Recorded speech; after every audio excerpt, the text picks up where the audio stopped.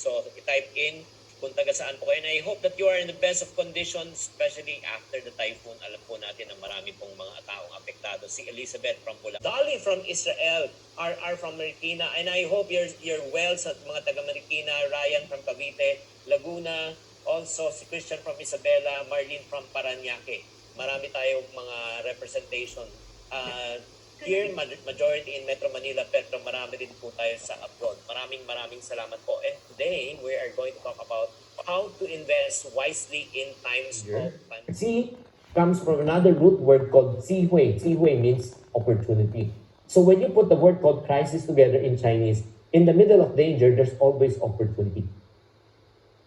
So, titignan po natin alam mo, you can look, may kasabihan nga tayo you can look at a glass half full or half empty. Depende yan sa'yo. So kung ikaw ay natatakot ka, as a matter of fact, sinasabi, nako, manulugi ang negosyo ngayon, walang pagkakataon ngayon. No. You have also to look at it. There's an opportunity right now. You can be part of the problem or you can be part of the solution. You can be broke right now or you can be wealthy. It all depends on the opportunity. I can still remember ito lang para mas magets nyo. In the early 1990s, nagkaroon tayo ng power outage dito. Power problem. Parating nagba-brown out. And during the time, my business was prospering. Can you please guess what was my business? Hulaan nyo anong negosyo ko. Hulaan nyo. Pakitype na. What do you think was my business nung panahon ng brownout? Pakitype lang. Kaya generator, Alan? Hindi naman ako ganun kayaman. Hindi naman ganun. Anong business ko that really made me a lot of money? Flashlight? Hindi naman po. Hindi flashlight. Huwag niyo sasabihin na kandila. Ayan na, kandila. Grabe naman ba yun? From generator to kandila, masyado niyo kung dinemote. During that time, I was one of the first who was selling rechargeable fan. You charge it for mga 8 to 12 hours, you use it for 6 to 8 hours. Anything I sold during that time, ubos. Ako yung nagsusupply sa lahat ng mga malalaking mga department store, at the same time mga hardware. So I was selling around 300 to 400 units per day, making around 400 pesos to 500 pesos per unit. 300 times mo na lang ng 400, 12,000 pesos a day ang kinikita ko. During that time, talagang sobrang tiba-tiba ako. Alam mo, prayer ko during that time, Lord, wag na sana bumalik ang kuryente. I would like to share with you investing in challenging times, capital appreciation in terms of investment. Let's look at Forbes. Forbes in 1962 was 88 pesos per square. 88 pesos. And in the year 2008, naging 72,000 na po. 72,000 per square meter. So, kung titignan po natin, 72,000 divided by 88, okay, next slide po. 72,000 divided by 88. Ang multiplication po niya ay 800 times. Let's say nakabili ka ng 1,000 pesos per 1,000 square meter at 88. Ang original price mo is 88,000, pero ang current value na po ngayon, current value nung 2008 pala, not ngayon, is around 88,000 na po. So times mo na more or less, lumalabas siya ng 72 million pesos na po ang naging value ng iyong pera from 88,000. Pero as of right now, presently po, sa Forbes po, more or less 500,000 pesos na po per square meter. 500,000 po. Ilang square meter na bili mo? 1,000. So magkano na pera ng value mo ngayon? 500 million pesos na po. From an original price of 72,000 pesos. Okay, 72,000. Or 88,000. Ngayon, Singapore 13, Taiwan 7, in the Philippines more or less $4,000 per square meter. Times mo ng 15, that's around 200,000 pesos per square meter pa lang. So kung makikita mo, compared to mga Asian countries, napakababa pa rin ang presyo ng Pilipinas. Kaya nga, no wonder, ang daming mga Asian countries at mga singkit na bumibili ng lupa or ng kondo, yung units dito sa Pilipinas kasi mababa pa. So, right now, why property also? Because it's a very simple investment. Napakasimple po. And why do I say simple investment? Let me explain to you. Both of my parents are single when you simple-minded people, when say simple-minded people, hindi sila nakagraduate po ng college. And then, taga-Tondo po kami, we stayed there for 23 years. Noong 23 years old na ako, dinala ako ng parents ko sa Forbes. Sa Forbes. Nag-tripping kami sa Forbes. Saan? Sa Forbes Park? Hindi. Sa Governor Forbes. Sa may Sampalo. Sa right pa rin. Sa Forbes po. And then, nag-tripping kami sa townhouse. That's one of the first few townhouses that's what built. 70 square meters, 3 floors, mga 200 plus square meters ang total land area or floor area. And tinanong sa akin ng magulang ko, maganda ba? Oh, malayo naman kaysa sa bahay natin. At sa Tondo, luma na. Ilang beses natin renovate pero hindi pa rin atin. Sabi ng parents ko, dito na tayo lilipat next month. So, nashock talaga ako. Sabi ko, where did you get the money? And they explained to me, yung years na hindi tayo nagbabakasyon, lahat ng pera nilagay natin dito. So, they purchased 2 units at 300 plus thousand per unit, 350. So, total of 700. Tumira kami ng 10 years noon. Pagkatapos ng 10 years, they decided to sell. At 3.5 each. Nabenta ng 3.5.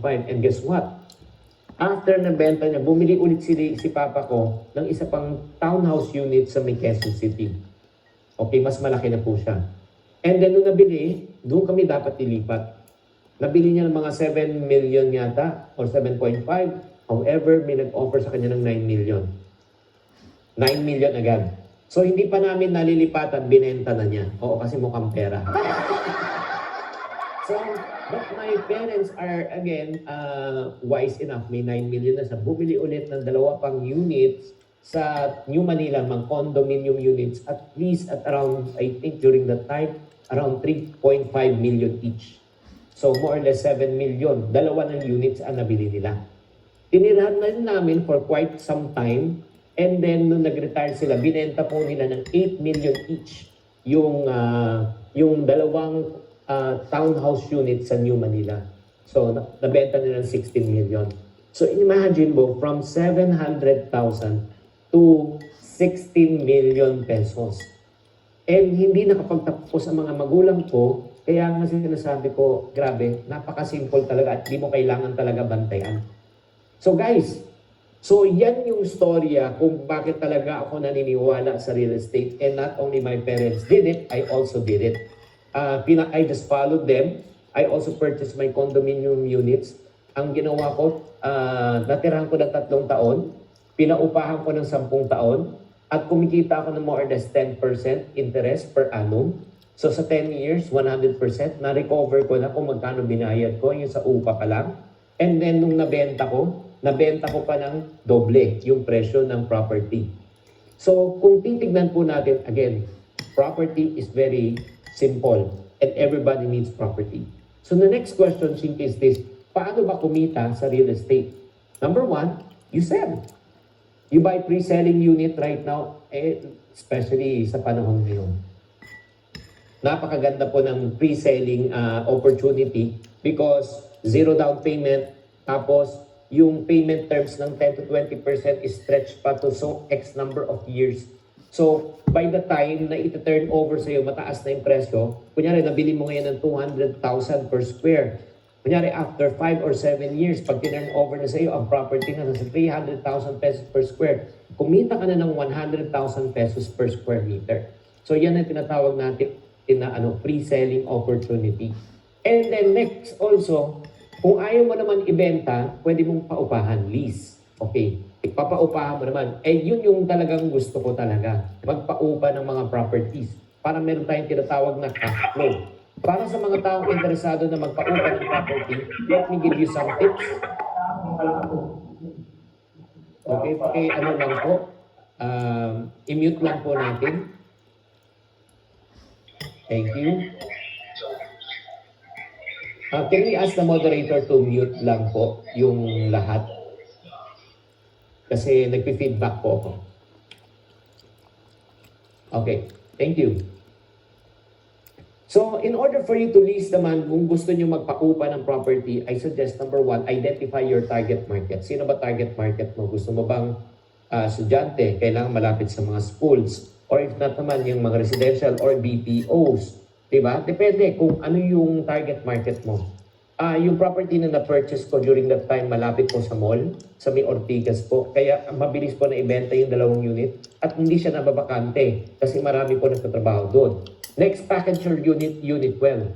Make sure na malinis and then make sure po nakadesign na po. Mas maganda kung tinatawag na RFO, ready for occupancy na fully furnished na po. And then, for those people who wants to, who's asking naman, maganda ba talaga ang mga property? We must learn from history before you invest. What do I mean? Kung matatandaan, kasi parating may nagko-question, Chinkee, baka mangyari naman yung nangyari sa US, na bumaksak talaga yung property market in the year 2007 and 2008, yung Great Recession. Well, iba po ang property market sa Amerika, iba po yung property market po dito sa Pilipinas. FYI lang po, just to give you a perspective. Nung prior to 2007 sa US, just as long as buhay ka, okay, may trabaho ka or wala, as a matter of fact, pumunta ka lang ng bangko, pwede ka na mag-loan. Pwede ka na mag-loan sa US. So, a lot of people are loaning to buy their property. So, nagkaroon ng tinatawag na sudden surge of demand. So, pag mataas ang demand, kaunti ang supply, ano mangyari? The prices goes up. So, tumaas talaga yung property market for 3 years. From 2004 to 2007. Talagang sobra. Unfortunately, bakit? Hindi nila ini-screen sa US yung nangungutang. So, ano po nangyari? Yung mga taong nangutang don't have the capacity really to pay. So slowly, nade-default po ang kanilang payment, nariremata po yung yung mga properties. To cut the long story short, bumagsak po ang property market and many banks are invested in the property market. That's the reason why nagkaroon na ng tinatawag na real estate bubble. In other words, nag-explode po yung market sa US. Will that happen in the Philippines? That's the next question. The answer is definitely no. Bakit po? Sa Pilipinas, our bank is one of the most conservative. Bago po kayo mag-loan sa bangko, katakot-takot na check and credentials ang gagawin at kailangan yung property na bibilin mo, may collateral ka. Sa Amerika, kahit wala kang collateral, you can borrow. Sa Philippines, you cannot borrow without a collateral. And they will price your property at a depreciated price. Kung ang property value mo is 10 million, they will loan you only at 7 million. So in other words, just in case mag-default tayo sa payment, kumita pa yung bangko sa property natin. So hindi po mangyayari po yun. I hope that answers yung part na may real estate bubble ba na mangyayari dito. Chances are wala. But right now, let's look again at the numbers of right now, since this company is SMDC, I just got their information. Tignan natin yung price ng stock, ng tinatawag ng kanilang per square meter from the year 2008. Sa 2008, more or less, ang condominium prices is around 60,000 pesos per square meter. 60. Tignan natin ngayon 2020. 2020, more or less, nasa 380,000 pesos na po ang per square meter right now sa property, sa condominium unit. So kung titignan po natin, nag-multiply na po siya ng 6 times. 6 times 6, 360,000, more or less 380,000. From 2008 up to 2020, that's only a span of 12 years. Now let's look at more numbers. Ano naapektuhan po yung during that time nung nagkaroon ng real estate bubble? Nung 2009, kung titignan po natin yung graph ng stock market, baksak na baksak siya nung October of 2009. But look, 2010, 11, 12, 13, 14, 17, and 18, nag-rebound po yung stocks. In other words, what goes down, especially, will soon go up. And probably you're invested also in the stock market right now at baksak na baksak. Huwag kayong matakot. Bakit? I always tell people, especially in investment, it's just transference of money from the impatient to the patient. From the impatient to the patient. Kaya kung impatient ka, stocks is not for you, property investment is not for you, pero pag patient ka, it is for you. And look, let's look at more research also. Naalala nyo pa ba, nung early 90s ba o 2000, nagkaroon ng tinatawag na pinatubo. Naalala nyo pa ba pinatubo? Type yes, if you can still remember. Type yes, pinatubo. And Grace, during that time, nabagsak ang property sa Porac, Pampanga. So, tingnan po natin ngayon, presently, 2020, land prices po, tingnan po natin. Ngayon, 299 square meter, naghahalaga po ng 6.7 million. 6.7 million. So, kung titignan po natin, I'll use a calculator. 6.7 divided by, flash lang ako, spotlight lang ako. That's around 22,000 pesos per square meter as of now. Pero during that time, itong property na ito, kahit 500 pesos, walang bumibili. Ngayon, di ba? Naalala nyo, sa Yolanda, Tacloban. Pakita nga natin picture ng Tacloban. So, dito, tsaka tabang yung baka. Okay, can we turn off the mic of everyone, please? A moderator, thank you. Let's turn it off. Maraming salamat. Sa Tacloban po, nung nagkaroon po ng Yolanda, baksak ang ekonomiya, baksak ang property. Walang bumibili. Maraming gustong magbenta during that time. Pero right now po, may binibenta po sa Tacloban. Magkano po? 210 million. Okay?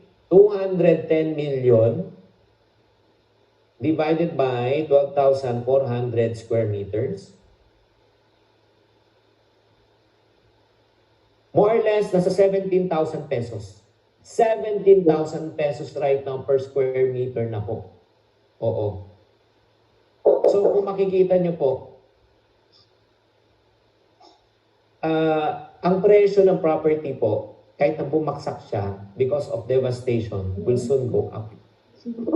And then kung mapapansin nyo, again, ulitin po natin, yung nangyari ulit sa Yolanda, nangyari sa, what do you call this, dito, ayan, recently na naman, dito sa Marikina, binahan na naman yan. Ngayon, syempre, pag binaha, baksak na naman property, pero sooner or later, aangat siya ulit. So, the truth is this, what goes down will soon go up. Next slide, please. What goes down will soon go up. Kaya when it comes to investment, ladies and gentlemen, ito lang sinabi ni Warren Buffett na tip niya para sa atin. Be fearful when others are greedy, but be greedy when others are fearful. So pag mga tao takot, this is the best time to invest. Pero pag yung mga tao bullish, mag-isip-isip ka. And the next question na lang, final question, Chinkee. Is it a good time to buy property right now? Well, ito lang po sabihin ko po sa inyo and I need your answer here now. What does Lucio Tan, Gokong Wei, Henry C., Manny Villar have in common? Itong four na mga typans na ito, tycoons, or some people say typhoons. What do these four people have in common? Aside from being billionaires, all of them are in the property sector. Nasa property sila. They're properties. They make money. Most of the billionaires makes money from properties. So that's the reason why I want you to take a look talaga.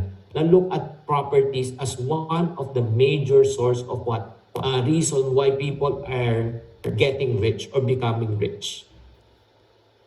Ito na lang po. The next question is right now is this. Sino po sa inyo ngayon ang you are on the lookout for investment opportunities? Please say me. Me. Pakitype na lang. Naghahanap kayo ng investment opportunities, si Anne, si Elizabeth, si Jonah, si Alan. Sino naman sa inyo are looking for properties for investment? Okay, properties naman. To invest and make your money grow. Type me. Type me. Okay, if you are looking, let me check if you are qualified or not. If you're looking to buy, next slide please. If you're looking to buy, okay, paano malaman qualified ka? Number one, kung ikaw wala kang trabaho, no job, you are not qualified. Out ka. Out. Kasi wala kang pera eh. Hindi naman sa gusto ng tanong, gusto mo ng property. Eh, sino bang ayaw? Pero ang tanong, capability. Or number two, insecure ang trabaho mo, hindi ka pa secure. Yes. Sorry ha. So, ang importante kasi right now for those people who are qualified, who are people with secure income, with steady source of cash flow. Oo. Kung ikaw naman, secure ang income mo, may steady source of cash flow ka on a monthly basis, may savings ka, in na income, you are super qualified. Clear? So if you are looking naman to sell, sell, may property ka naman, right now, is it a seller's market or a buyer's market? That's the next question. Seller, ika nga magbebenta. Buyer, bibili. As of right now, actually, it's a buyer's market. Bakit po? The reason why it's a buyer's market, yun nga, mas gusto ng tao ngayon, okay? Mas gusto ng tao, kasi nga, mga tao na talagang gusto talagang ibenta yung property kasi kailangan talaga ng pera. Kung kailangan mo ng pera at ibebenta mo ngayon, you cannot sell it at your price, but you have to sell it at a lower price. Because the market right now is what? Is kind of soft. However, this is the good news. If it's soft, it is very good for investors. Bakit? Kasi nga mababa ang presyo ng property right now. So if you are a property investor naman, next question. Kung ikaw ay property investor and you're on the lookout, the good news, the advantage that can work for you because interest rates will be low. Baba po ng interest rates kayo. Especially sa private sector, I think nasa 6%, 6 to 7%. Pag-ibig, nasa 5% na lang po siya. Pag-ibig, nasa 5%. And then number two, advantage. Real estate companies will make ridiculous offer. Since they have inventories and they want to sell. So ano yung offer nila? Zero or low down payment. Or if not naman po, ang mangyayari niyan, payment period will be stretched for longer periods of time. And good news, zero interest. So the question is, Chinkee, is this a good time to buy? The best time to buy when the market is soft. Is the market soft? Yes, it is soft right now. So the next question, Chinkee, when I buy? The answer is yes. The issue is timing. Timing if the market is soft. Timing if you have the cash. Diba? So the issue right now is this. The issue is that, Chinkee, is it a good time to buy? No, the issue is, do you have the money to buy? Kung may pera ka, buy now. Bakit? Kasi pagdating ng panahon at pag nawala na itong mga offers na ito, sasabihin mo, sayang, sana bumili ako.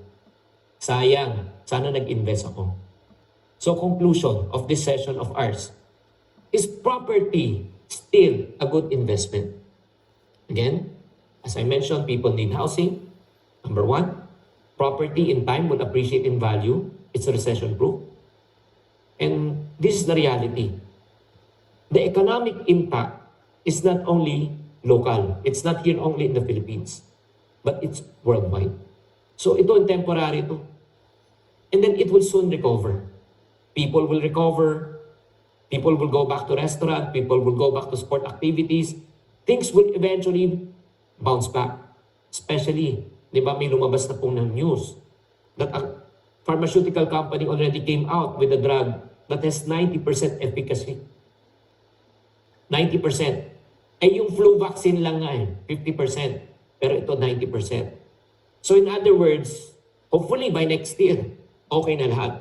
Pag nag-okay na lahat, ano po mangyayari? Prices will start to come back. So my question to you is this, huwag kayo mawalan po ng pag-asa.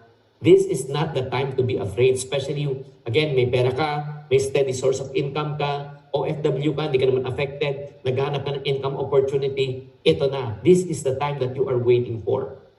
As I always say, opportunities come to those who are prepared. So the issue is, it's not the market, the issue ikaw, prepared ka na ba mag-invest? So right now, I would like to open a question right now for some question and answer para sagutin natin lahat ng mga inyong katanungan. If you have questions, please type it in. Can we request the host to come back again to facilitate the Q&A portion, please? Hi, Chinkee. So far, wala pang nag-type ng questions. But let's wait a while.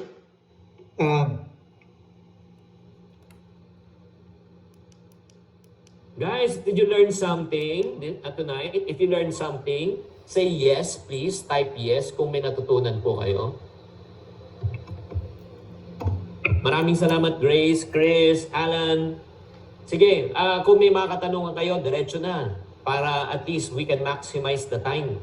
At minsan lang mangyari to na we are sponsored by, again, SMDC for having this event. Even if it's not related to the topic, feel free to ask me a question. Thank you, Gretchen. Thank you, Shireen.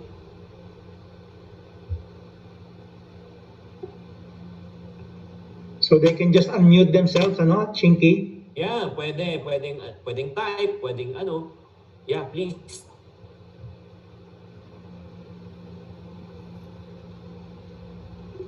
Huwag mahiyang magtanong.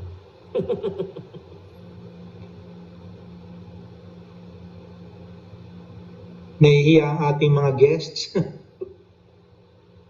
Kabayan Weng, baka may tanong ka dyan. Ikaw na mag-una, break the ice. Alam mo naman, pag isang nagtanong, diretso na yan. Okay po. Good morning. Ano na po kayo? Good Good afternoon po afternoon sa here in lahat. Pilipinas, sa inyo. Oo. Dito po is 12 o'clock po. 12 Sige po. o'clock na morning. Okay po, question. Nawala ako. Okay. May property po ako napupusuan along it's gold. 4 years ago, nakapag-invest din po ako dito sa SMDC Short 2. The price is 2.8 lang po nung time na nakuha namin. While ngayon, almost 6.4 na po yung price. Okay, And, anong question doon? Ang question po, yung naano lang po kasi kami doon sa ang question po is yung panibago po ngayon, yung gold nila na place, yung along the airport po. Plus selling din po siya. Pero ang price po, sobrang taas, nasa 8 million. Kaya ko parang ang layo po yata nung price ng time frame po noon. The question is it a good investment pa rin? A good investment po? O sige. Well, going back, syempre, alam mo, parang pinakita ko sa inyo kanina, 88 pesos per square meter noong 1960 sa Forbes. So in other words, hindi mo na maibabalik yung presyo ng dati. Opo. Tama? Opo. So yung sinasabi nating 2 plus million na nabili mo dati, same size probably yung unit, wala na yun. That's it. Kaya nga, yun nga kagandahan na tinitignan natin. Huwag tayong manghinayang sa, ay, sana nakabili pa ako. Imagine mo, kung nakabili ka ng 2 o 3 unit ngayon, nabenta mo na siguro 2. Di ba? Iniwan mo na lang yung isa. Yun nga parati, we always function on the premise of sayang. So, if you see there's a market for that, that's number 1. There's an opportunity. Yung 8 million na yan ngayon, check mo right now yung payment terms. Diba? Kung maganda pa rin yung offer, ito yung pwede mong gawin. Kasi pre-selling pa ba to? Pre-selling? Press selling po. Oh, so ibig sabihin, di pa tapos yan. So, pwede kang mag-down at maliit lang yung siguro ang down payment right now because of, yun nga, the market is soft. Opo. And by the time na malapit na i-turn over 5 years from now or 7 years from now, ang property value baka hindi na 8 million, baka maging 12 million na yan. So, pwede mo na siyang ibenta even before na i-turn over sa'yo. Ang tanong lang, ngayon, ito yung tanong. Opo. May pera ka ba na pang-invest? Di ba? Meron po. Hindi, kasi pag wala tayong pera pang-invest, di ba, nagkukwentuhan lang tayo ngayon dito.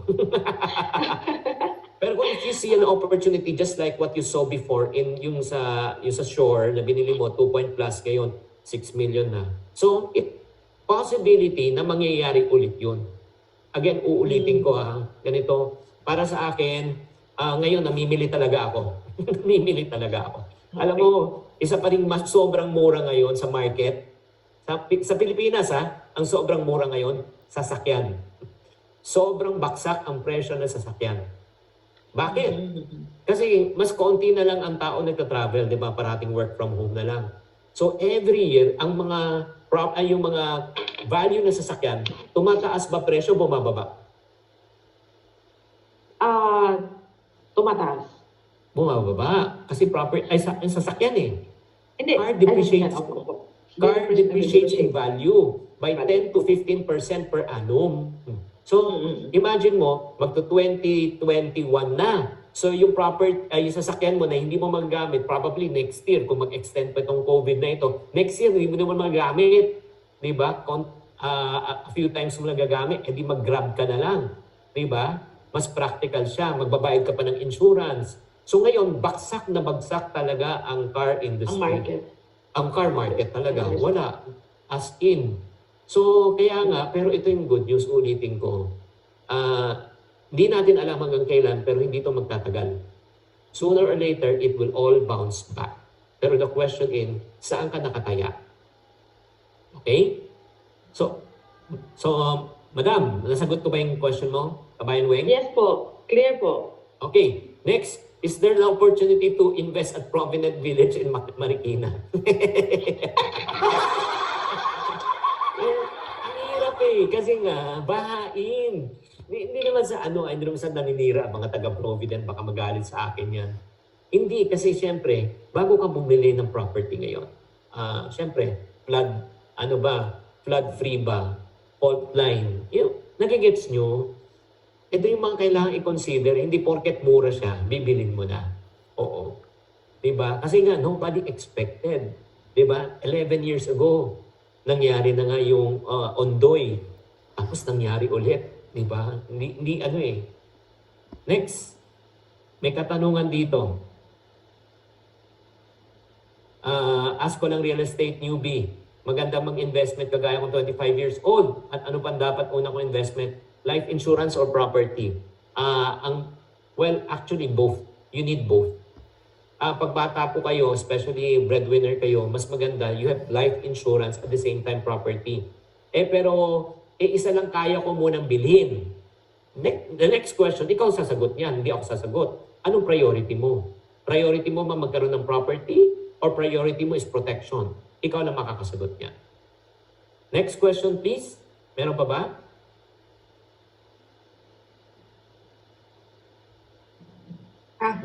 We still have time.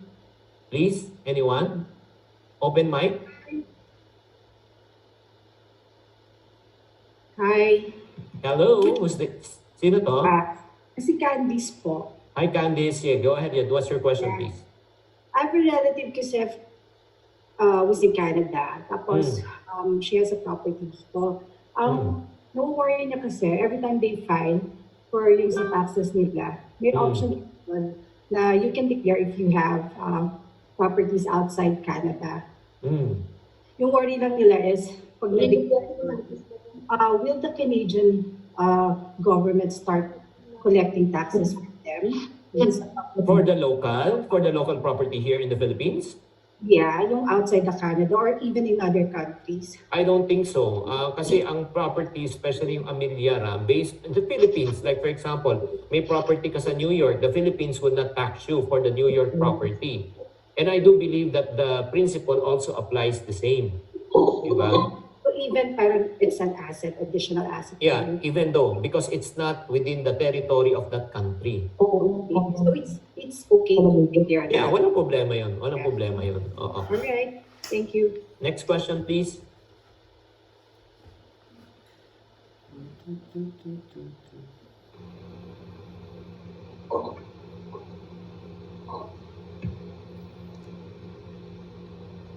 Meron pa ba? Chinkee, habang wala pa yung iba, sige ako magtatanong. Yung Sige po. tungkol sa, di ba yung pandemic natin kasi 7 months na tayo. Hi. Sige, hi, go. Go ahead. Sige. So, Hi. Go ahead, please. Ako po ba? Oh, go. Yes, ma'am. Ikaw, Sige. ikaw. Your name, please. Marlene. Hi, Marlene. Go ahead, please. Marlene Raimundo. Actually, year 2000, 1997 po. 1996, I started to invest of property po dito sa may Harrison Mansion. Okay. Just lang at the back of old, yung parang dating DFA natin. Okay. Binili ko po siya ng ako yung ahente niya, ako rin, tapos binili ko rin siya.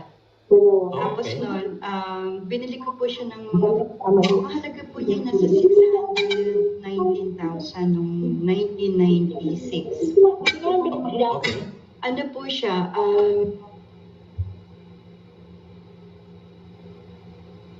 Marlene?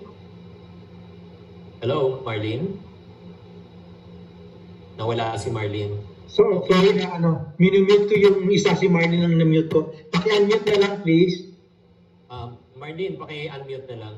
Oo. Marlene, ulitin lang natin. Yan, Marlene, go. So, 600 plus thousand mo nabili. Tapos, next. Marlene. teka. Hello? Yeah, 600,000 mo nabili yung property. So, ano yung question mo? So, 600,000 ko nabili yung property. Hindi ko po siya tinirahan. Pre-selling ko siya nabili nung 600,000 na yun. 1996. And then, ang purpose ko po is for investment lang. Pinaupahan ko po siya ever since. Okay. Tapos, ang ganda po talaga ng location niya. Ngayon, ang value niya is 750,000 lang. Oo. Sige, Hindi yan ko ang nga tanong alam mo. bakit po ganun. Pero ang ganda po talaga ng location kasi Ganito yan. eh. Ma'am Marlene, kasi ito yan para mas magets mo ha. Ah, May bag ka ba? May bag? Bag na ginagamit? meron. May brand o wala? Hindi ako Hindi ka luxurious branded. person eh. So kunyari, may bag ka na ordinary. Tapos, yung raw materials ng bag mo, pareho ng LV. Let's say, pareho lang. Kasi, yung binili mo. Diba? Na, magaling talaga yung gumagawa. Same quality ng Louis Vuitton, pero sa iyo, walang brand. Yung isa, may LV. Sa palagay mo, kaninong presyo ang tataas? Yung bag mo o yung original bag na Louis Vuitton? Yung original bag. Na Exactly. Louis Vuitton. Kasi you know what? At the end of the day, people buy brands. They don't buy products. Kasi nung time na yun, wala pang SMDC eh. Hindi kasalanan. Nagigets mo. So, kasi ganun Kasi din eh. inisip ko ho, hindi lang po yun, ako talaga humilig ako mag-invest. At 6 na po ang property ko ngayon. Kaya ba? 3 po yung condominium ko ngayon. I am looking to buy the SMDC Gold. So, sa ngayon po kasi, kaka-pay off ko lang ng aking loan dito sa bahay na pinagawa ko, which is pinaparentahan ko, okay naman. So, iniisip ko itong si SMDC Gold, pag bumili ako nito, maganda po yung offer ninyo, maliit siya monthly. So, pag natapos siya, pwede ko siyang, bago siya i-turnover, pwede ko siyang i-resell. Ang tanong ko, kung may interesado. Ito yung FYI, Madam, Marlene Raimundo. Marlene. Number one, I'm not from SMDC po. Okay? I'm a resource person po na hinire po ng SMDC to talk about properties. So kung ano man yung ino-offer nila, okay, at saka ano yung payment plans, hindi ako familiar. You can talk to them. And then, regarding syempre, sa investment po, in any investment, nasa atin yan kung syempre maghahanap tayo ng buyer o hindi. Hindi na po talagang hawak ng SMDC yan if you want to resell. Unless na sinasabi ni broker sa iyo or let's say yung tutulungan ka. Kung ano man arrangement nyo, kayo na lang mag-usap. Pero babalik na lang tayo sa sinabi mo, bakit hindi tumaas ang value ng property? Again, it's all about the brand. Branding po talaga. Okay, Madam? Thank you. Okay. Next po, let's answer this question, Alan. I'm a PA of SMDC, newbie. Hingi lang po ako ng dagdag knowledge on how to sell your property. Importante, again, it's all about the target market. Ito lang sa mga sellers naman po, ng mga nagbebenta. Ang goal mo, hindi makabenta ng bahay at lupa. Ang goal mo, matulungan yung mga kliyente mo na magkaroon sila ng bahay at lupa. Kasi kung ang focus mo, income, pera, maniwala ka, mapofrustrate ka lang. But if your passion and calling in life is to help your clients, number one, as an investor, katulad nila Ma'am Marlene at saka ni Kabayan Weng, kung investor, tutulungan ko sila paano kumita at sa pamamagitan ng property investment. At kung kumita sila, next time pa mag-offer ka, ano mangyayari? Kukuha sila ulit. So, the goal in sales is just to help enough other people to get what they want, and you will also get what you want in life. Pero kung ang focus mo lang sarili mo, kung ang focus mong kumita, mahirapan ka talaga. And you'll get disappointed. Pag hindi ka na makabenta, aayaw ka na. Tapos, ito pa, may question dito. Sir, there's a lot of company being constructed right now. I feel there's a significant supply, stagnant in demand. With this is a good opportunity to buy condominium. Is this optimistic in the future for investors in Filipino for buying Whether you like it or not, yes, some people say there's already a condo glut. Condo glut, when you say condo glut, there's more supply than the demand. Well, if that is the case, the question is, bakit tumataas pa rin ang presyo ng property up to this right now? Well, nakakalungkot man sabihin, especially in the condominium sector, nagkaroon ng artificial growth because of the paka. When you say paka, the influx of the Chinese, especially in the past few years. Ang property sector sa SMDC, Sir Alan, magkano po ang per square meter sa may, what do you call this? Malapit sa Seaside. Magkano dati per square meter? Nagsimula po ng 80,000. Yung kanina, oo. Oh, pero tapos nga, di ba, before the influx of the Chinese market, mga steady siya sa magkano? Before?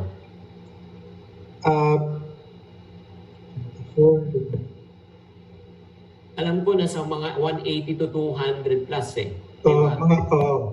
Actually, simula mga 150. Yeah, 150. Mga 150 yan. 150 to 200. Pero nung pumasok po yung Chinese market, kaya nga siya naging 300 plus thousand already. Tama o mali? Yeah, tama. So, again, for the person who just wrote me that question, again, it's a principle of supply and demand.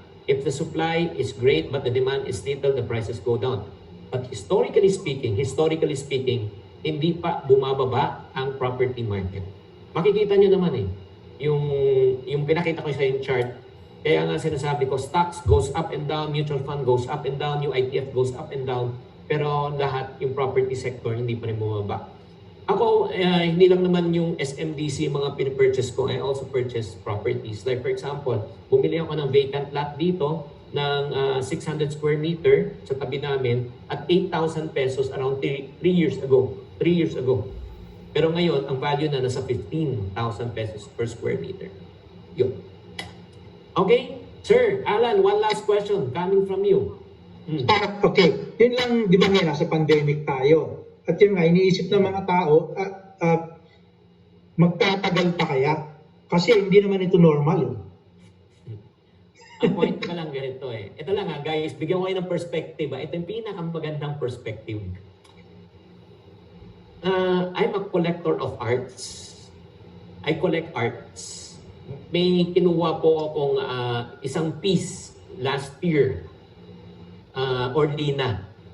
Orlina, they create glass sculptures. Okay? And then I was able to get it Belen. When you say Belen, Joseph, Mary, and Baby Jesus na tatlo. And very rare na gumagawa si Orlina na 3-piece. Parati siya gumagawa 1 piece, 1 piece. So, I got blessed na akong unang nakapasok, akong unang nakakuha. So, nakuha ko siya. Okay. And then, nung nakuha ko na siya, ngayon, may gusto na bilhin. Sample lang ha. Sample. Nabili ko ng 1.5, sample yan, 1.5 million. Oo. Gusto niyang bilhin sa akin at 2.1 million. Sample. Pero hindi ko ibebenta. Bakit? Kasi, kung gusto ko man ibenta to, gusto ko ibenta ng 3 million. Nasusundan niyo ako? Pero yung market value as of now is 2.1 million. Tama? Pero gusto mo ng 3. But the point is this, wala kang choice. It's my piece. Ako, I will wait until such time, kahit na maghintay pa ako ng 2 more years, 3 more years, 4 more years, 5 more years, hihintayin ko mag 3 million yan bago ko ibebenta. So ikaw, as a buyer, may choice ka. Kung talagang gusto mo siya, gusto mo yung property, gusto mo talaga yung sculpture niya yan, at sinasabi mo, hindi ko naman ibebenta yan, na mga 5 years from now, 10 years from now, I know, tataas pa yan, magiging 3 or 4 million. Bilhin mo na. Parang simple lang yan. Lote, corner, tapos masyadong malaki yung foot traffic, 'di ba? Or let's say corner EDSA and Cubao. Oh. Ang market value ngayon, let's say, is 200,000 per square. Pero sinasabi ng property owner, 250,000 ko gusto ibenta. Pero 200,000 lang eh. Pero me as a buyer and investor right now, magpo-project na ako. Hindi na tutubo ulit yan. Anyway, pag binili ko yan, hindi ko naman bibili niyan at ibebenta at 250. Hihintayin ko mag 300 and 350, tsaka ko bibili yan kahit I have time to wait. So, bilhin mo na. So, nagigets nyo ba? That's how you should look at investment. Do not look at only at the prevailing price. You should look how long are you going to hold it and when you are going to sell it. Pag long term ka, kahit na medyo mas taas siya, syempre, si seller gustong kumita na mas malaki. Highest bidder. Pero kung yung highest bidder, pero hahawakan mo siya pang matagalan, ikaw pa rin panalo. Kasi hindi na magkano yan eh. Wala nang makakuha nun ulit. Clear po ba? Guys? Yes. Basta may pera ka, ha? O kaya okay lang. Diba? Parang sa painting yan, ganun talaga eh. Kaya nga, diba, sa auction ng mga painting, grabe talaga. Kung alam nyo lang. Alam mo kasi para sa akin, I understand property. Property, you make money per square meter. Sa painting, you make money per square inch. Per square inch. Ibang usapan naman po yan. Okay guys, maraming salamat po for your time. I hope that I have enlightened you. If you want to learn more, please follow me at my social media. Sa YouTube, Facebook, at sa TikTok channel ko, it's for free. This Chinkee Tan saying to every problem, there's always a solution. If you're not part of the solution, you're part of the problem. Always. Think positive. Bye. Thank you very much, Chinkee. Thank you. Already subscribe to your channel. Salamat po. Salamat everyone. Thank you. Sir Chinkee, thank you so much. Yeah. Thank you so much. Because I am a rich with a poor mentality. Thank Oy, you. naku. Thank you so much, Sir Chinkee. That is right. Sir Tama Chinkee, naman, di ba? may book po kayo for property? Ano po? May book po kayo regarding property investment? Ay, wala po. Meron akong online course about property investment. Puntahan nyo na lang sa chinktv.com. Okay sa po. chinktv.com. Hello, hello, sir. Hello, sir. Kamusta? Hello, tatanong ko lang po. Pwede po ba Ano? Ano? Magpamasahe. Magpamasa. Ano ko lang po yung sa yung referral sa yung mga na binibenta niyo po ng mga book. Nag-ano po ako Oo. dun eh. Oo. Salamat po. Chinkee, Sige. Chinkee, meron po, Ano? meron po akong message na question yung Sige. I-email mo na lang sa akin, ate. Email mo na lang. Oo. Ha? Saan po yung email ni sir? Oo, punta ka lang sa website ko. Oh, nagkwentuhan na tayo dito. Guys, ito lang hindi, conclusion ko lang, guys, ito lang. Kung hindi kayo maniniwala sa sinasabi ko, okay lang. Pero for me kasi parang sa insurance ba, I tell people, you have to protect yourself. You don't believe in insurance, fine. Because I'm not the beneficiary. That's the reason why I don't care.